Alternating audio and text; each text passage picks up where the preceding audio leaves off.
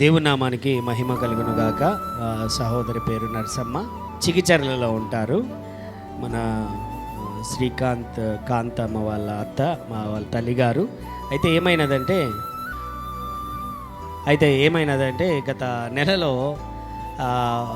బంధువుల బైక్ ఎక్కి వెళ్తూ ఉన్నప్పుడు బైక్ పోతూ ఉంటే బాగా స్కిడ్ అయిపోయి కాలుకు పెద్ద గాయమైందండి. నడవలేని పరిస్థితుల్లోనికి వెళ్ళిపోయారు. చాలా బెనికింది, ఫ్రాక్చర్ అయ్యింది. హాస్పిటల్కి వెళ్ళారు. చాలా రోజుల పాటు బెడ్ రిడన్ అవ్వాలి, రెస్ట్ తీసుకోవాలి, కాలు కదపకూడదు అని అన్నారు. అయితే తర్వాత నాకు వారానికి తెలిసింది. ఫోన్ కూడా చెప్పారనుకోని, ఆమె చెప్పలేదు, వాళ్ళ కూతురు చెప్పలేదన్నమాట. నాకు తెలియదు. తర్వాత చెప్తే ఇట్లా ఈ విధంగా వచ్చింది.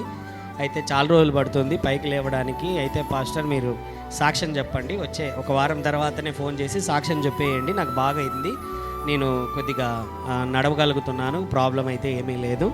సో తర్వాత మళ్ళీ విజిట్ చేసి ప్రార్థన చేయడం జరిగింది. దేవుడి యొక్క మహాకృపలో కొన్ని నెలలు పట్టాల్సినది దేవుడి యొక్క కృపలో త్వరగా కోలుకొని నడవగలిగిన స్థితిలోనికి దేవుడు నడిపించాడు. దేవుని నామానికి మహిమ కలుగును గాక. చప్పట్లు కొట్టి విరిగిన ఎముకలను కట్టేటువంటి దేవుడు కృప చూపాడు. దేవుని నామానికి వందనాలు.